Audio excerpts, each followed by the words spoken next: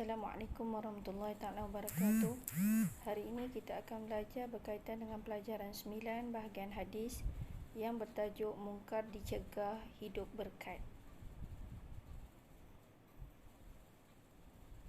Objektif pembelajaran: pelajar dapat membaca potongan hadis dengan betul dan memahami maksudnya. Yang kedua, pelajar dapat mengetahui maksud kemungkaran dari segi bahasa dan istilah. Ketiga, pelajar dapat menjelaskan 3 cara menangani kemungkaran seperti mana yang dinyatakan dalam hadis. Dan yang keempat, pelajar dapat menjelaskan hikmah menangani kemungkaran. Sekarang kita tengok potongan hadis. Ustazah akan bacakan hadis dan pelajar boleh merujuk dalam muka surat 52 di dalam buku teks.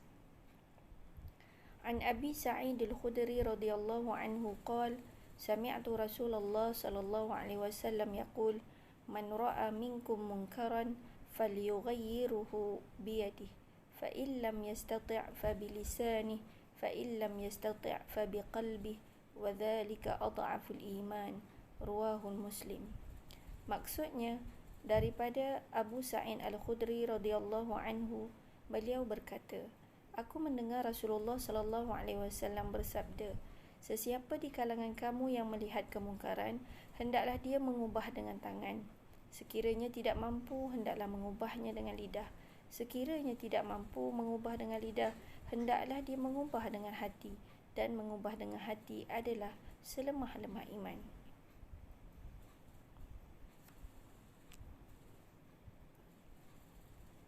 Sekarang kita tengok berkaitan dengan maksud kemungkaran. Apakah yang dimaksudkan dengan kemungkaran? Kemungkaran dari segi bahasa bermaksud perbuatan atau perkataan yang dianggap buruk oleh akal yang sihat. Dari segi istilah, perbuatan atau perkataan yang ditegah oleh syarak atau yang melanggar perintah Allah Ta'ala. Contohnya, perkara-perkara yang dilarang oleh Allah Ta'ala seperti bercakap bohong, merompak, mencuri, meninggalkan solat. Jadi perkara-perkara ini adalah perkara yang dilanggar dan ditegah oleh syarak.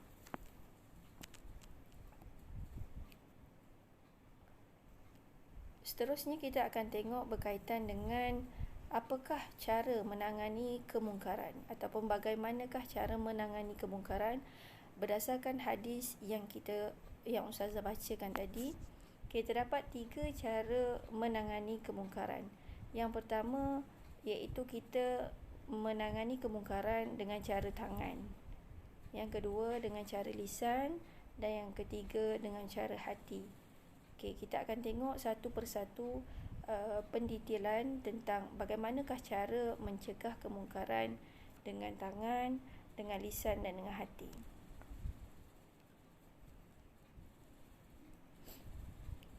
Mengubah dengan tangan iaitu kita bermaksud mengubah dengan kuasa yang ada pada seseorang mengikut kemampuan dan bidang kuasa masing-masing. Okey, contohnya seorang bapa bertanggungjawab terhadap anaknya. Yang kedua, guru bertanggungjawab terhadap murid-muridnya. Yang ketiga, ketua kelas bertanggungjawab terhadap rakan-rakan di kelasnya. Jadi, yang dimaksudkan dengan tangan itu adalah kuasa. Jadi, kuasa yang dimiliki oleh seseorang itu membolehkan dia untuk mencegah ataupun menangani kemungkaran melalui kuasa yang dia ada. Yang kedua, iaitu kita mengubah dengan lidah. Yang dimaksudkan dengan mengubah dengan lidah iaitu sekiranya kita tidak mampu mengubah dengan kuasa tadi, hendaklah kita mengubah melalui percakapan atau lisan, iaitu dengan cara bagaimana? Dengan cara kita memberikan nasihat dan bimbingan yang baik kepada orang yang melakukan kemungkaran. Jadi, selain daripada dengan cara memberi nasihat, kita juga boleh mencegah ataupun mengubah dengan lidah. Ini juga bermaksud kita mendoakan orang yang melakukan kemungkaran itu. Jadi, contoh kita doa yang boleh kita amalkan dalam kehidupan seharian, contohnya seperti mana yang ada di sini. Ustazah bacakan, Allahumma arinal haqqa haqqan warzuqna ittiba'ah wa arinal batila batilan warzuqna ijtinabah. Maksudnya apa? Ya Allah, tunjuki kami bahawa yang benar itu benar dan rezeki kami untuk mengikutnya, dan tunjuki kami yang salah itu salah, serta berikan kami kekuatan untuk menjauhinya. Daripada tafsir Ibnu Katsir. Seterusnya kita tengok cara yang ketiga, iaitu mengubah dengan hati. Yang dimaksudkan dengan mengubah dengan hati ada 3 poin. Yang pertama iaitu kita membenci dan menjauhi kemungkaran tersebut. Yang kedua, kita berazam untuk tidak melakukan kemungkaran tersebut. Dan yang ketiga, kita berharap serta berdoa agar pelakunya diberikan hidayah untuk bertaubat. Mencegah dengan hati adalah selemah-lemah iman, kerana kesannya hanyalah untuk kebaikan diri sendiri, sedangkan kemungkaran itu tetap berlaku.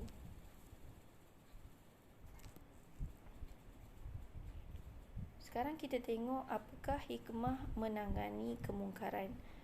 Maknanya bila mana kita melihat kemungkaran yang berlaku, kita kena atau wajib mencegahnya, sama ada melalui tangan, lidah ataupun hati, seperti mana yang diajar oleh Nabi Muhammad SAW di dalam hadis yang dibaca. Hikmah dia ataupun kebaikan kita menangani ataupun mencegah kemungkaran ini, pertamanya dapat meningkatkan kualiti melalui nasihat dan teguran.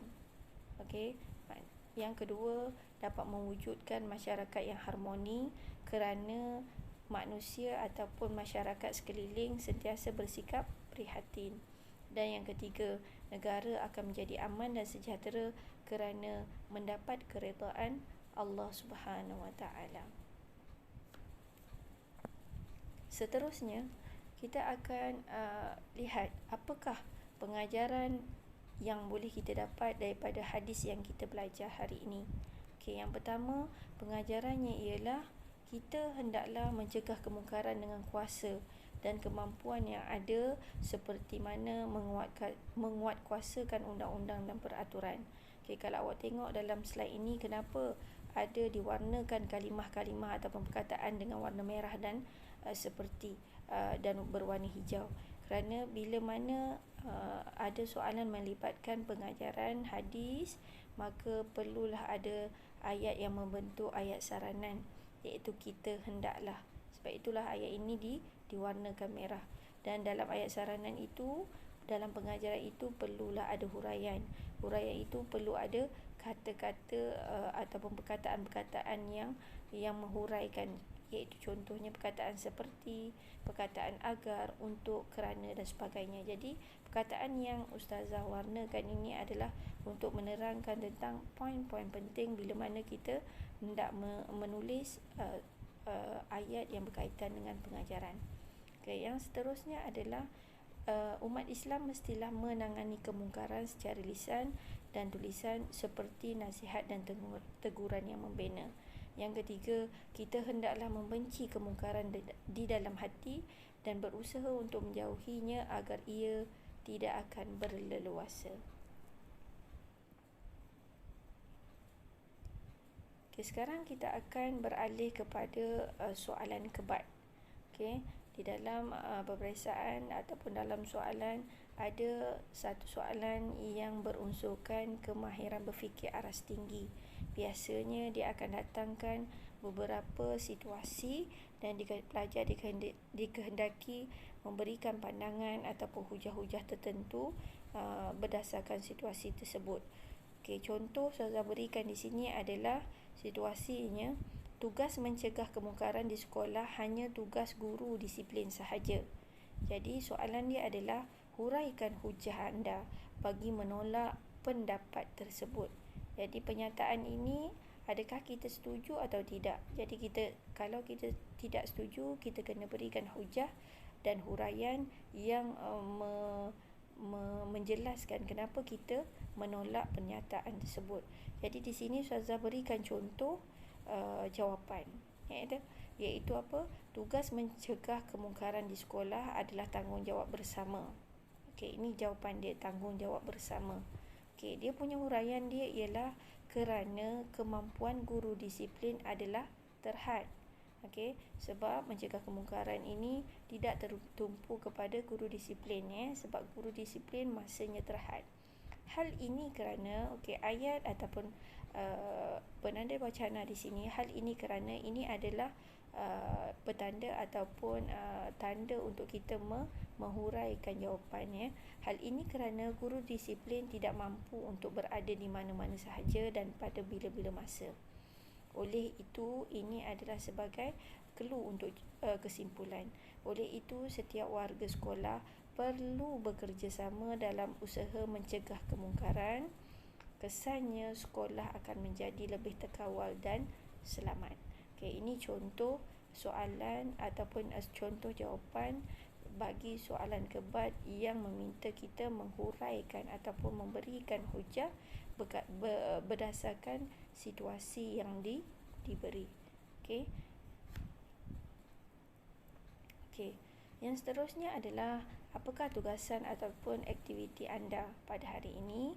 Iaitu hari ini adalah Ustazah akan dibahagikan kamu semua kepada beberapa kumpulan. Iaitu setiap kumpulan ada 5 orang. Dan setiap kumpulan itu akan diberikan tugas. Jadi aktiviti kita pada hari ini disebut sebagai skuad menangani kemungkaran di sekolah.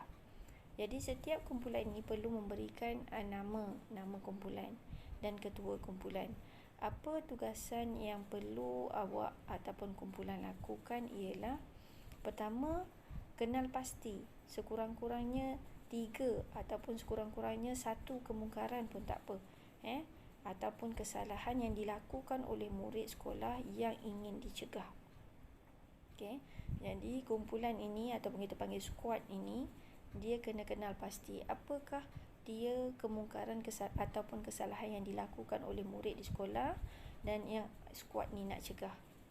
Yang kedua, bincangkan aktiviti pencegahan yang dicadangkan sesuai dan berhikmah untuk dilakukan bagi menangani setiap kesalahan tersebut. Dan nombor 3, setiap perbincangan dalam kumpulan itu perlu dicatat dalam borang skuad menangani kemungkaran. Jadi di sini saya ada berikan contoh borang skuad ataupun borang laporan skuad menangani kemungkaran. Jadi di sini dia ada nama kumpulan, ketua kumpulan, ahli kumpulan, dan di sini saya berikan satu ada kolom tentang kenal pasti sekurang-kurangnya 3 kemungkaran ataupun 3 kesalahan murid di sekolah yang ingin ditangani. Maknanya setiap kumpulan pilih sekurang-kurangnya 1 pun tak apa. Apa dia kesalahan pelajar yang ada di sekolah yang ingin kumpulan tersebut tangani. Kemudian cara dia, apakah tindakan ataupun cara pencegahan yang kumpulan ini rasa nak lakukan untuk membasmi ataupun untuk mengelakkan daripada kesalahan ataupun kemungkaran ini terus berlaku. Jadi kolom yang cara ni, kalau tindakan ataupun aktiviti pencegahan itu berkaitan dengan cara dengan tangan ataupun dengan lidah, awak tandakan. Jadi pilih salah satu cara dia, sama ada dengan lidah, apa tindakan pencegahan dia. Kalau dengan tangan, apa tindakan pencegahan dia. Jadi setiap kumpulan sekurang-kurangnya 1 kesalahan. Fikirkan ataupun kenal pasti 1 kesalahan murid di sekolah anda yang ingin anda tangani.